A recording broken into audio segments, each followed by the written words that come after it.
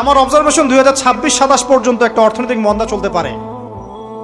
বলবে কিছু কিছু লোক যে ভবিষ্যৎবাণী করতে যাওয়া, এটা ভবিষ্যৎবাণী নয়। আপনি বর্তমান সম্পর্কে খবর রাখেন না বলেই বর্তমানকে আপনার ভবিষ্যৎ মনে হচ্ছে। আমাদের অনারেবল মিনিস্টার যারা আছেন ওদেরকে জিজ্ঞাসা করেন, তাদেরকে জিজ্ঞাসা করেন, তারাও বলছেন যে 2023 সাল থেকে 26 সাল খাদ্য মন্দার মধ্যে যাবে। দেখেন নাই, মানে বিশ্বের সবচেয়ে বড় ফিতনা ছিল দ্বিতীয় বিশ্বযুদ্ধ, তার আগে একটা হয়েছে প্রথম বিশ্বযুদ্ধ যেখানে প্রায় কয়েক কোটি মানুষ মারা গেছে, আর সেকেন্ড ওয়ার্ল্ড ওয়ারে আরো বেশি মানুষ মারা গেছে। তো এখন বিশ্বকে ঠেলে দেওয়া হচ্ছে একটা থার্ড ওয়ার্ল্ড ওয়ারের দিকে, মানে যে কোনো সময় একটা তৃতীয় বিশ্বযুদ্ধের আশঙ্কা করছেন। এখনকার যারা মিলিটারি অ্যাফেয়ার্স নিয়ে পড়াশোনা করেন, ওয়ার্ল্ড অ্যাফেয়ার্স নিয়ে পড়াশোনা করেন, তারা এগুলো বলতে পারবেন ভালো। বিশ্বকে একটা খাদ্য মন্দার দিকে ঠেলে দেওয়া হচ্ছে, বিশ্বকে একটা দুর্ভিক্ষের দিকে ঠেলে দেওয়া হচ্ছে, এবং মহামারীর মধ্য দিয়ে অলরেডি কিন্তু আমাদের বিভিন্ন দেশের ইকোনমিক অবস্থা ভালো না, তার উপরে খাদ্য সংকট, তার উপরে যে বৈশ্বিক যুদ্ধগুলো, আমদানি রপ্তানি বন্ধ হয়ে যাচ্ছে, তেল গ্যাসের দাম বেড়ে যাচ্ছে, জনগণ হাহাকার করছে। এই পলিটিক্যাল গ্লোবাল অ্যাফেয়ার্সের ফিতনা এগুলা। তা আপনাকে এই জন্যই প্রথমে আমি একটা কথা বললাম যে ফিতনাময় একটা পরিবেশে একজন মুমিন যার অন্তর্দৃষ্টি আছে, যে কোরআন এবং সুন্নাহ দিয়ে এই বিশ্বের এই রহস্যগুলো উদ্ঘাটন করতে পারে, সে ভালো থাকতে পারে না। তার মনটা সবসময় কিন্তু মানে ব্যাকুল থাকবে যে কিভাবে এইসব সমস্যা থেকে নিজে উত্তরণের পথ খুঁজতে পারি, আর আমার পরিবারকে বাঁচাতে পারি, আর আমার জনগণকে বাঁচাতে পারি। আর যদি আপনি আত্মকেন্দ্রিক হন, স্বার্থপর হন, তাহলে নিজের চটকায় তেল দিবেন, নিজে ভালো থাকলেই বাপের নাম। তো দেখুন, এই জামানার কথাই নবীজি বলছেন সাল্লাল্লাহু আলাইহি ওয়াসাল্লাম, তোমাদের সামনে এমন একটা যুগ আসছে, নবীজি বলছেন জামানা সবরিন, কঠিন জামানা, যেই জামানায় ঈমান নিয়ে চলাটা হবে হাতের মধ্যে আগুন নিয়ে চলার মতো। নবীজি বলছেন ওই সময়ে সাহাবী জিজ্ঞাসা করছেন, ইয়া রাসূলুল্লাহ, আমি ওই সময়ে কি করব? ওই সময় আমি কি করব, আমাকে কি পরামর্শ দিচ্ছেন? নবী সাল্লাল্লাহু আলাইহি ওয়াসাল্লাম বলছেন, হে আমর ইবনে আস, তুমি ওই সময় বাড়িতে অবস্থান করো, বাসায় থাকো, বিনা প্রয়োজনে বাড়ির বাইরে এসো না। ওই সময় তুমি নিজের পাপের জন্য আল্লাহর কাছে ক্রন্দন করতে থাকো, বিনা প্রয়োজনে বাড়ির থেকে বের হয়েও না। আর মানুষের সাথে এত বেশি মেলামেশা করো না, নিজে তোমার আমল, তোমার গুনাহ নিয়ে ব্যস্ত থাকো, তোমার পাপের জন্য আল্লাহর কাছে কান্নাকাটি করো, ইনশাল্লাহ তুমি নাজাত পেয়ে যাবে। এটা একটা অপশন, মানে ফিতনাময় পরিবেশে আপনি কিভাবে বাঁচবেন, এটা একটা অপশন। আরেকটা হাদিসে গিয়ে নবী সাল্লাল্লাহু আলাইহি ওয়াসাল্লাম বলছেন যে যখন এমন ফিতনাময় পরিবেশ আসবে, তখন যদি তোমরা এই আমর বিল মারুফ নাহি আনিল মুনকার, সৎ কাজের আদেশ, অসৎ কাজের নিষেধ, আমার সুন্নতের উপর অটল থাকতে পারো, তাহলে তোমরা 50 জন শহীদের নেকি পাবে। সাহাবায়ে কেরাম বলছেন, ইয়া রাসূলুল্লাহ, আমিনহুম আও মিন্না, তাদের মধ্যে 50 জন নাকি আমাদের মধ্যে 50 জন শহীদ? নবী করিম সাল্লাল্লাহু আলাইহি ওয়াসাল্লাম বলছেন, বাল মিনকুম, বরং তোমাদের মধ্যে 50 জন শহীদ। এটা অপশন নাম্বার 2। এক কি বললাম, আপনি নিজেকে নিয়ে ব্যস্ত থাকেন, বাসায় থাকেন, বিনা প্রয়োজনে বাড়ির থেকে বের হবেন না, মানুষের সাথে কম মেলামেশা করেন, এবং নিজের পাপের জন্য আল্লাহর কাছে কান্নাকাটি করেন, নিজের আমল নামা নিয়ে ব্যস্ত থাকেন, ইনশাআল্লাহ নাজাত পাবেন। 2 নাম্বার, যদি আপনার কাছে আরো বেশি যোগ্যতা থাকে এবং আপনি আরো বেশি সাহসী হন এবং আপনি উম্মার, দেশের জনগণের কল্যাণ কামনা করেন, তাহলে অন্যদেরকেও এই ফিতনাময় পরিবেশে টিকে থাকার ফর্মুলা বলে দেন। এখানে সবর করেন, আমর বিল মারুফ নাহি আনিল মুনকারের কাজ করেন, আল্লাহ পাক আপনাকে ইনশাআল্লাহ 50 জন শহীদ সাহাবীর নেকি দিবেন। আরো অপশন আছে। কি অপশন? ওই যে আসহাবুল কাহফ কি করেছিল, একটা ফিতনাময় পরিবেশ থেকে নিজেরা আস্তে করে সরে গিয়েছে। যখন আপনি পরিবেশকে পরিবর্তন করতে আর পারছেন না, দাওয়াত দিয়েও কোনো কাজ হচ্ছে না, মানুষ কথাও শুনছে না, জুলুম নির্যাতন বাড়তেই আছে, টিকে থাকা মুশকিল, তখন তাদের হিসাবের দায়িত্ব আল্লাহর উপর ছেড়ে দেন, আপনি ওখান থেকে ডিসকানেক্টেড হয়ে যান।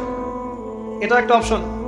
হয়তো আপনার কাছে মনে হচ্ছে না এখন ওই যুগ আসে নাই, কিন্তু আমি আপনাকে বলে দেই যে কোরআন এবং সুন্নাহর চোখ দিয়ে যদি আপনি দেখতে শেখেন এবং বর্তমান বিশ্বের প্রেক্ষাপটটা অ্যানালাইসিস করার যোগ্যতা আপনি অর্জন করেন কোরআন সুন্নাহর চোখ দিয়ে, আপনি বুঝতে পারবেন সেই সময় অনেক আগেই চলে এসেছিল। এখন ফিতনা এবং ফাসাদময় এই পরিবেশে আমরা কি করতে পারি ছোট স্কেলে, বড় স্কেলে না, ছোট স্কেলে। আমি আজকে বড় বিষয় নিয়ে কথা বলতে আসি নাই, কারণ আমি চিন্তা করলাম যে আসলে প্রথমে যদি ব্যক্তিকেন্দ্রিক বিষয়টা ঠিক না হয়, বড় বিষয় আলোচনা করে কোনো লাভ নাই। আগে ব্যক্তি যদি ঠিক না হয়, বড় বিষয় আলোচনা করে আসলে কোনো লাভ নাই। আপনারা বুঝবেনও না, মাথার উপর দিয়ে চলে যাবে। এখন গ্লোবাল অ্যাফেয়ার্স নিয়ে কথা বলে খুব একটা ফায়দা নাই আপনাদের। এখন ইকোনমিক পুরো এই সুদভিত্তিক সিস্টেম আপনি চেঞ্জ করতে পারবেন না, এবং পুরো যে তাগুতি ব্যবস্থা আপনি চেঞ্জ করতে পারবেন না। আপনি কি করতে পারবেন? আপনি নিজেকে পরিবর্তন করতে পারবেন, আপনার পরিবারকে পরিবর্তন করতে পারবেন। এতটুকু আপনার পক্ষে এখন পর্যন্ত সহজ, ঠিক না ভাই? ঠিক কথা। এটা আপনি এখন করতে পারবেন। তো এটার ফর্মুলা কি? ফর্মুলা ঘাটতে গিয়ে আল্লাহ পাক আমার মাথার মধ্যে একটা হাদিস নিয়ে এসে দিলেন। কারণ আমি বিশ্বাস করি যে আপনারা বলছেন মৌলানা, আল্লামা, আমি আসলে এমন কিছু নই। এই কথাগুলো আসলে আমার সাথে যায় না।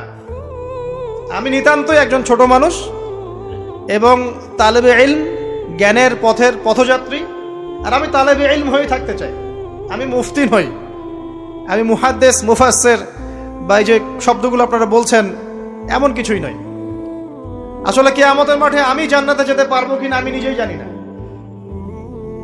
যখন কোনো মানুষ নিজেকে অনেক বড় মনে করা শুরু করবে, বুঝে নিবেন সেই ইবলিসের আনুগত্য করা শুরু করেছে আর কি। কারণ ইবলিস বলেছিল আবা ওয়াস্তাকবারা, আমি খলাকতানি মিন নার ওয়া খলাকতাহু মিন তিন, আমাকে সৃষ্টি করেছেন আগুন দিয়ে, আদমকে সৃষ্টি করেছেন মাটি দিয়ে, আমি কেন আদমকে সিজদা করতে যাব?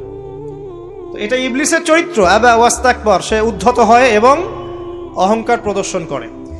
তো আমি মনে করি যে আমি কিছু বলি না, আল্লাহ রাব্বুল আলামিন আমাকে বলার তৌফিক দেন মাত্র, আলহামদুলিল্লাহ। তা আমার মাথায় একটা হাদিস আসছে, সকাল থেকে ঘুরছে।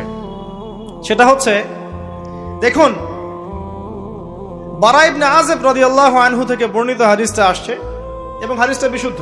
এখান থেকে আমি মূল আলোচনা যাচ্ছি যে একদিন আনসার মানুষদের মধ্যে, আনসার কারা? আমাদের আনসার বাহিনী। আনসার কারা? যারা মুহাজির সাহাবীদেরকে আশ্রয় দিয়েছিল মদিনায়, তাদেরকে কি বলা হয়? আনসার। তাহলে শব্দটা সুন্দর না? তাহলে আমাদের বাহিনীর নামটাও সুন্দর, মাশাআল্লাহ। তো আনসার সাহাবীদের মধ্যে একজন ইন্তেকাল করেছেন, ইন্না লিল্লাহি ওয়া ইন্না ইলাইহি রাজিউন। এখন তাকে দাফন করা হচ্ছে, আর নবী সাল্লাল্লাহু আলাইহি ওয়াসাল্লাম কবরের পাশে চুপ করে বসে পড়লেন। তার বসা দেখা দেখি বাকি সাহাবীরাও তাকে ঘিরে গোল করে বসে পড়লেন। তারা বলছেন, আমরা এমন ভাবে এখানে বসেছিলাম যেন আমাদের মাথার উপরে পাখি এসে বসতে পারে, চুপচাপ, কোনো নড়াচড়া নাই। দেখেন, রাসূলের সাথে বসার সুন্নত দেখেন। কোরআন এবং হাদিসের মাহফিলে বসার কিন্তু সুন্নত আছে। এখানে বসে দুনিয়াবি এত গল্পগুজব করা যাবে না, এই মোবাইল টোবাইল হাবিজাবি নিয়ে এত ব্যস্ত থাকা যাবে না, দিলের কান দিয়ে শুনতে হবে, ঠিক আছে? আদব আছে, না হলে কথা আপনার উপর তাসির করবে না। তারা এমন ভাবে বসেছিলেন যেন মাথার উপরে পাখি বসতে পারে, সুবহানাল্লাহ। এবার নবী করিম সাল্লাল্লাহু আলাইহি ওয়াসাল্লাম বলছেন যে যখন মাইয়েতকে কবরে শোয়ানো হয় তখন সে তাকে দাফন করে যাওয়া ব্যক্তিদের হাঁটার খসখস আওয়াজ শুনতে পায়। এরপরে তাকে যখন শুইয়ে দেওয়া হয়, সে যদি মুমিন ব্যক্তি হয় তাহলে তার মাথার দিকে তার সলাত এসে দাঁড়িয়ে যায়। দুনিয়াতে আপনি যে নামাজগুলো পড়েছেন, আমি যে নামাজগুলো পড়ছি, এগুলো মাথার দিকে দাঁড়িয়ে যায়। ডান দিকে চলে আসে তার সওম, সওম মানে কি? রোজা। বাম দিকে চলে আসে যাকাত, যাকাত মানে কি? যাকাতের সাথে তো আমরা পরিচিত নই। আমরা ওই যে রাস্তাঘাটে যে দান খয়রাতগুলো উঠানো হয়, এগুলোর সাথে খুব পরিচিত, তাই না? কত টাকা, কত পয়সা, কি কি গান গড়ে আর টাকা কালেকশন করে না? অনেক সময় দেখা যায় রাস্তায় যাচ্ছি আমরা গাড়ি নিয়ে, পারলে গাড়ির সামনে এসে হুমড়ি খেয়ে পড়বে টাকা নেওয়ার জন্য। এইভাবে টাকা কালেকশন করতে কে শিখিয়েছে ইসলামে?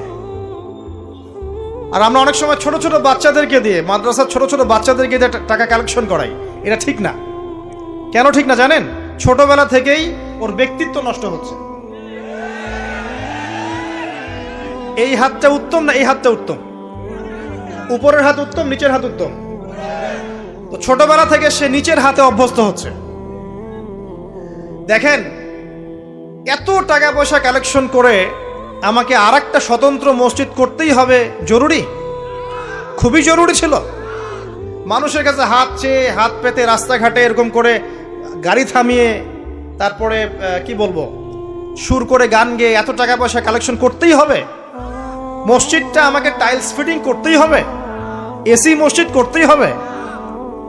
আমরা এমনও মসজিদ রংপুরে দেখেছি 10 বছরেও টাকা কালেকশন শেষ হয় নাই।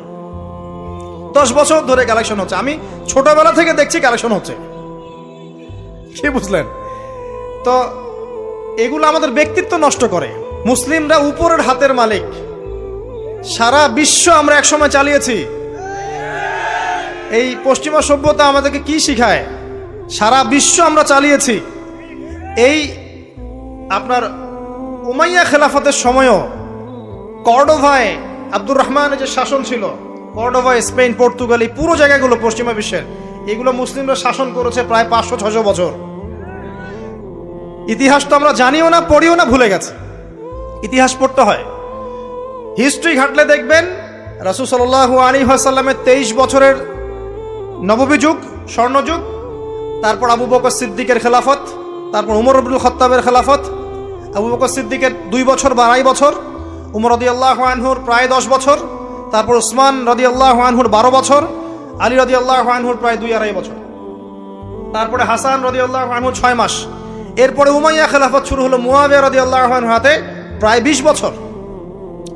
উমাইয়ারা শাসন করেছে প্রায় 90 থেকে 100 বছর।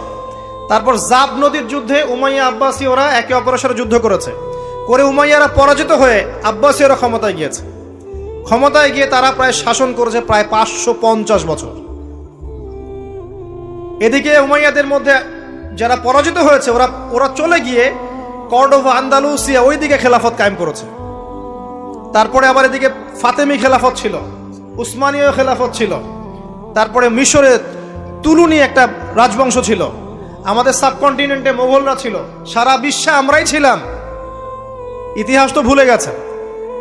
তা আমরা সবসময় উপরের হাত ছিলাম, উপরের হাত। আমরা দিতাম, মানুষ নিত। আর এখন কি হয়েছে? আমরা এখানে আমরা চাই, মানুষ দেয়। আর ওরা কি এমনি দেয়? ওরা চড়া সুদ দিবে না? ওয়ার্ল্ড ব্যাংকে যান লোন নিতে, চড়া সুদ। মানে এই সুদ শোধ করতে গিয়ে বিভিন্ন দেশ শ্রীলঙ্কা হয়ে যাচ্ছে।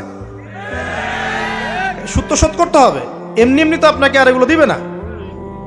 এই সুদটা শোধ করতে গিয়ে আমাদের জিনিসপত্রের দাম বেড়ে যাবে, তারপরে দেখবেন জনগণের উপর কর বেড়ে যাবে, অনেক প্রবলেম।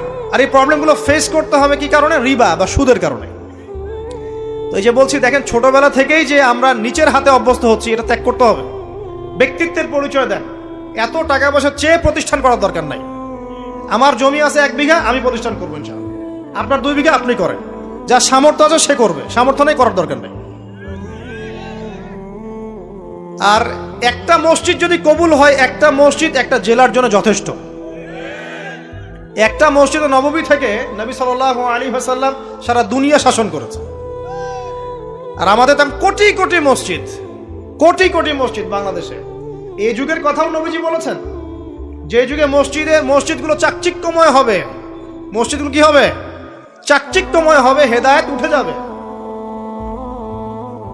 এবং মসজিদের মধ্যে শোরগোল, হট্টগোল বেড়ে যাবে। দেখেন না মসজিদে হট্টগোল বেড়ে গেছে না? এটা সেই যুগ। তো যেটা বলছিলাম প্রিয় ভাইরা, যে নিচের হাতে অভ্যস্ত না, উপরের হাতে অভ্যস্ত হতে হবে। এই কারণে এই যে একটা হাদিসের কথা শুরু করলাম, যে আনসার সাহাবী কারা ছিল? যারা মুহাজির সাহাবীদেরকে আশ্রয় দিয়েছে। এখন এই সাহাবীদের মধ্যে একজন ইন্তেকাল করেছে। তার লাশ যখন রাখা হচ্ছে, তখন নবীজি বলছেন, মাথার দিকে মাইয়েতের আসে কি? সলাত। সলাত মানে কি? নামাজ। 5 ওয়াক্ত নামাজ আজকে থেকে ছাড়বেন? ওয়াদা করেন আজকে থেকে 5 ওয়াক্ত নামাজ ছাড়বো না ইনশাআল্লাহ। একটা হাদিস খালি বলি, মান তারাকা সালাতান মুতাআম্মিদান ফাকাদ কাফারা, মান তারাকা সালাতান মুতাআম্মিদান ফাকাদ কাফারা। আবার শোনেন, قال رسول الله صلى الله عليه وسلم من ترك صلاة متعمدا فقد كفر। আর মুয়াজ বিন জাবাল রাদিয়াল্লাহু আনহু কে নবীজি বলেছেন, মান তারাকা সালাতা মুতাআম্মিদান ফাকাদ বারিয়াত মিন জিম্মাতিল্লাহ। যে ব্যক্তি নিজের উপর ফরজ নামাজ ছেড়ে দিল, সে কুফরি করলো, সে কুফরি করলো, সে কুফরি করলো।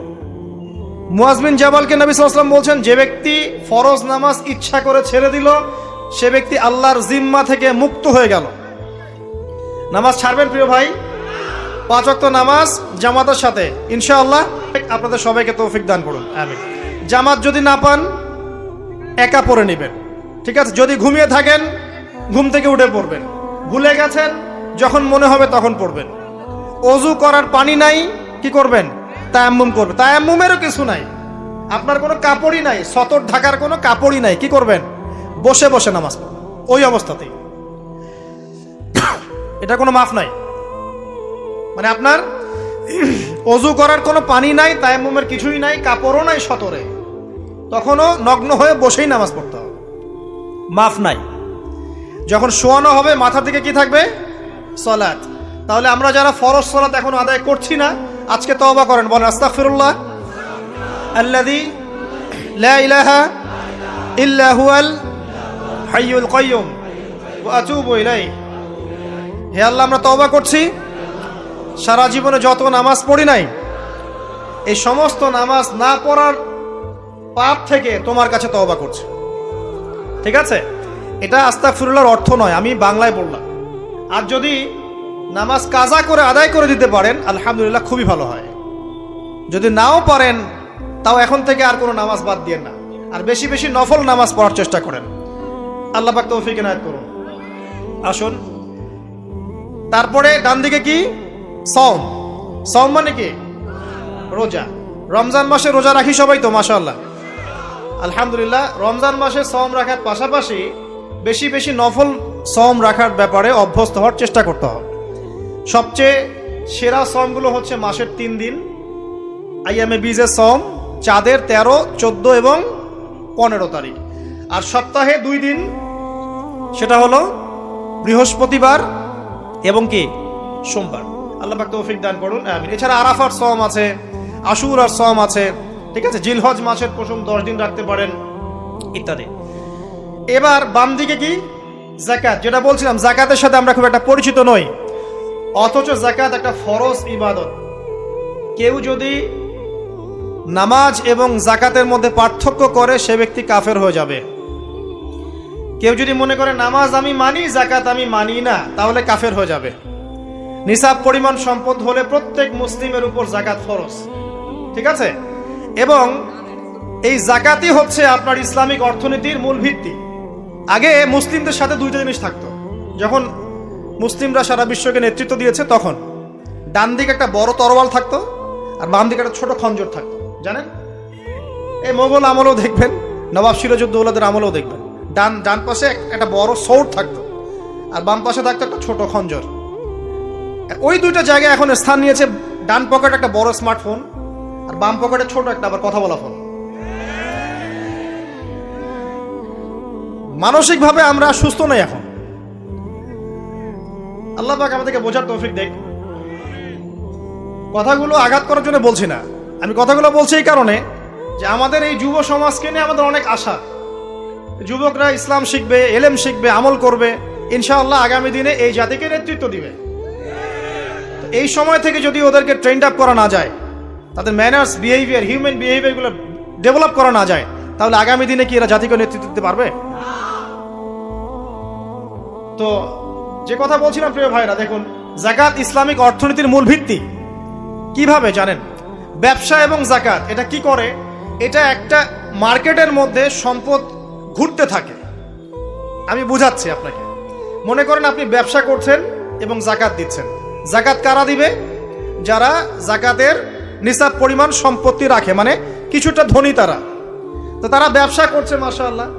ব্যবসা যখন করে, ব্যবসায় কি থাকে? লাভ থাকে, লস থাকে, লাভ থাকে, লস থাকে। লাভও হতে পারে আপনার, লসও হতে পারে। আর সুদে কি? শুধু লাভ, লস আছে? লস নাই। পার্থক্য বোঝেন। এখন ব্যবসা যখন আপনি করবেন, এই টাকা বা মূল যে ক্যাপিটাল যেটা বলে অর্থনীতির ভাষায়, এটা মার্কেটের মধ্যে সার্কুলেট করতে থাকবে। আজকে আপনি ধনী, লাভ করেছেন, কালকে লস করবেন, এই ধন আরেকজনের হাতে চলে যাবে। সে আবার ব্যবসা করছে, সে লাভ করলে সম্পদ তার হাতে থাকলো, লস করলে আরেকজনের হাতে। মানে এই মানিটা, ক্যাপিটাল যেটা, এটা মার্কেটের মধ্যে ঘুরতে থাকে। আজকে কেউ ধনী, কালকে কেউ ধনী, আজকে কেউ ফকির, কালকে কেউ ধনী, এভাবে। এখানে আল্লাহ পাক যাকে ইচ্ছা হয় ধন দেন, যাকে ইচ্ছা হয় দরিদ্র করেন, এটা আল্লাহ পাক নিয়ন্ত্রণ করেন। আবার এর মধ্যে যারা ধনী হবে তারা আবার জাকাত দিবে। কাকে জাকাত দিবে? যে গরিব তাকে। এই কারণে অর্থনৈতিক সাম্য থাকবে এবং টাকা ক্যাপিটাল মার্কেটে সার্কুলেট করতে থাকবে। এটা হচ্ছে ইসলামিক ইকোনমিক্স। বোঝাতে পারছি না মনে হয়। আর রিবায় কি হবে? রিবায় কোনো লসের চান্স নাই। মানে এখানে ধনী আরো ধনী হতে থাকবে, গরিব আরো গরিব হতে থাকবে, প্লাস জাকাতও দিবে না। তখন সমাজের একটা অংশ অনেক ধনী হবে আর একটা অংশ একদম মাটিতে পড়ে যাবে, কোনো ব্যালেন্স হবে না। এই কারণে বিশ্বের একটা অংশ, ওই বিশ্বের একটা বড় অংশ যারা সুদখোর, যেখান থেকে সুদ এসেছে, ওইটা আস্তে আস্তে ধনী হয়ে গেছে এবং বিশ্বের বহু কান্ট্রি আস্তে আস্তে দারিদ্র্য সীমার নিচে চলে আসছে। এটা শুধু ব্যক্তির ক্ষেত্রেই নয়, এটা সমাজের ক্ষেত্রেই নয়, পুরো বিশ্বেটা হচ্ছে। তো এই হলো রিবা এবং ব্যবসা ভিত্তিক জাকাত ভিত্তিক ইকোনমিক সিস্টেমের পার্থক্য, বেসিক ডিফারেন্স। রিবার মধ্যে আল্লাহ পাক তার হাত উঠিয়ে নেন, আল্লাহ পাক সেখানে আর ইন্টারফেয়ার করেন না। ঠিক আছে, সুদ খাচ্ছ, তুমি তোমার মতো চলো এখন। আর ব্যবসা ভিত্তিক ইকোনমিক্স চললে আল্লাহ পাক সেখানে কাউকে ধন দিবেন, কারো কাছ থেকে নিবেন। আপনার ধন নিয়ে আমাকে দিবেন, আমার ধন নিয়ে আপনাকে দিবেন।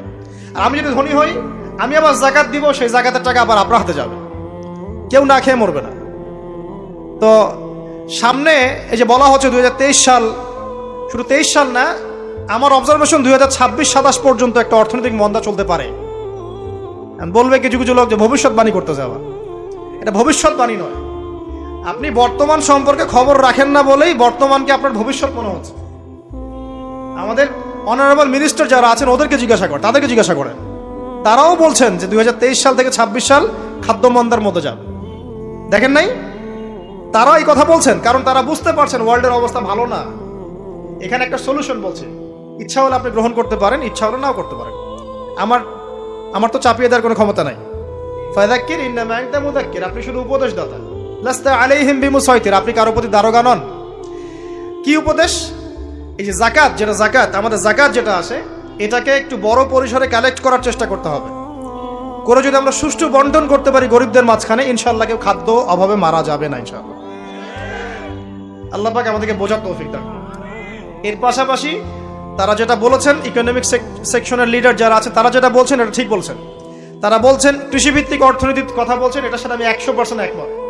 কারণ আল্লাহ পাকের কোরআন, এই কোরআনের মধ্যে বেশিরভাগ যে অর্থনীতির কথা এসেছে তা হচ্ছে কৃষিভিত্তিক অর্থনীতি। এটা কি জানেন? হয়তো জানেন না। কোরআনে যত ইকোনমিক সিস্টেমের কথা আসছে তার মধ্যে সবচেয়ে বেশি এসেছে কৃষিভিত্তিক অর্থনীতির কথা, তারপর ব্যবসা এবং জাকাত। অতএব তারা ঠিকই বলেছেন, দেশের যারা ইকোনমিক সেকশনে গবেষণা করছেন তারা ঠিক কথাই বলেছেন যে কৃষিভিত্তিক অর্থনীতি হচ্ছে আমাদের অর্থনৈতিক মন্দা দূর করার অন্যতম উপায়। ঠিক বলেছেন, আমি একমত। তো জাকাত, যেটা কথা বলছিলাম, বাম দিকে জাকাত আসবে। তো জাকাত আমরা দিব তো ইনশাল্লাহ ভাই। যাদের শোনেন, বাংলাদেশে এমন অনেক শিল্পপতি আছে যাদের একজনের জাকাতের টাকা দিয়ে একটা গ্রাম চলতে পারে। আর জাকাতের টাকা কিন্তু শুধু এক বছরে আসবে না, প্রতি বছরেই ঘুরে ঘুরে আসবে।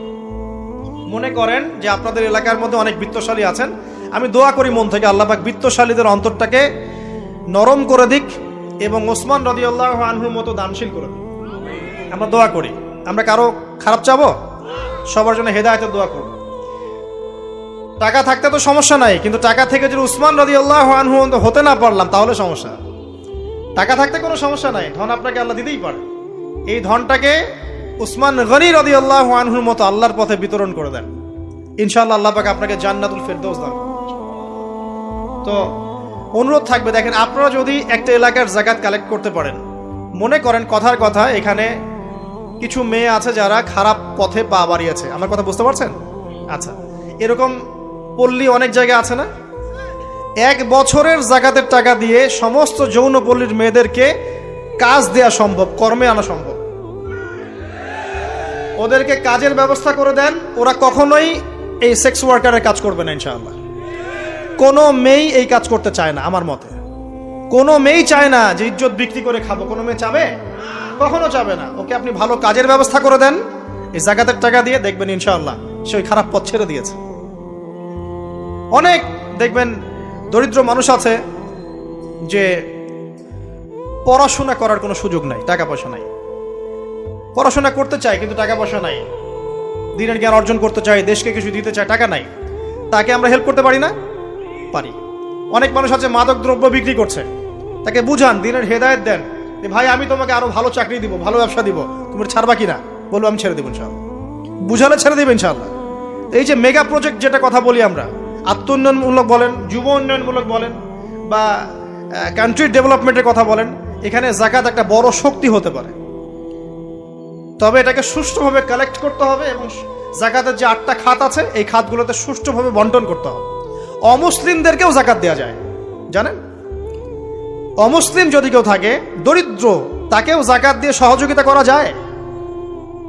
আমরা সহযোগিতা করি না বলেই তো ওই যে পশ্চিম থেকে লোকজন এসে সহযোগিতা করে খ্রিস্টান বানাচ্ছে এখন সবাইকে। আরো বাড়বে দিন দিন, দেখেন। আমরা তো সহযোগিতা করছি না। আপনার পাশে আপনার প্রতিবেশী না খেয়ে মারা যাচ্ছে, আপনি যাচ্ছেন না। এখন তো অন্য কেউ এসে যদি সাপোর্ট করে, ও তো তার দলেই ভিড়বে তখন, স্বাভাবিক। এটাই হচ্ছে এখন। আল্লাহ বোঝার তৌফিক দান করুক আমাদেরকে। বাম দিকে মাইয়াতে থাকবে কি ভাই? যাকাত। তারপরে পায়ের দিকে চলে আসবে তার আত্মীয়তার সম্পর্ক রক্ষার ইবাদত, তার এই যে অন্যান্য দান সদকা, তার নফল আমল, তার তাসবিহ তাহলিল, তার কোরআন তেলাওয়াত ইত্যাদি পায়ের দিকে চলে আসবে। এখানে একটা হাদিস এসেছে, সূরাতুল মুলক যে ব্যক্তি রাতের বেলা তেলাওয়াত করবে, কোন সূরা ভাই? তাবারাকাল্লাযী বিয়াদিহিল মুলক ওয়া হুয়া আলা কুল্লি শাইইন কাদির। এই সূরা যে ব্যক্তি রাতের বেলা করে তেলাওয়াত করবে, ইনশাআল্লাহ সূরা মুলকও কবরে তার সাথে থাকবে এবং কবর আযাব থেকে সূরা মুলক তাকে বাঁচাবে ইনশাআল্লাহ। আমি বুঝাচ্ছি যে কি অবস্থাটা হবে।